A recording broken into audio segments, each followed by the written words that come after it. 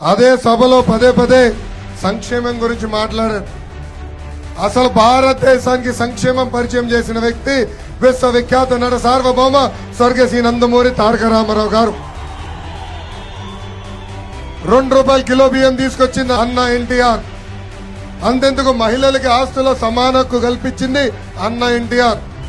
ఇదే Jagan 10th class పేపర్లు కొట్టేసే పనిలో ఉన్నప్పుడు మహిళలకి డ్వాక్రా సంఘాలు ఏర్పాటు చేసింది మన నాయకుడు చంద్రబాబు నాయుడు గారు. ఆనాడు జగన్ ని ఆంధ్ర రాష్ట్రంలో ఉంటే రాష్ట్రాన్ని దోచేస్తాడని రాజశేఖర్ రెడ్డి గారు బెంగళూరుకి పంపించిన రోజు ఆంధ్ర రాష్ట్ర మహిళలకి దీపం పథకం అందించిన వ్యక్తి మన నాయకుడు చంద్రబాబు నాయుడు గారు.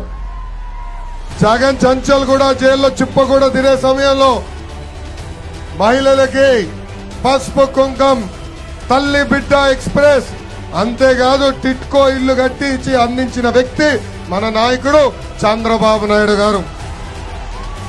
ఇలా అనేక సంక్షేమ కార్యక్రమాలు మనం చేశాం.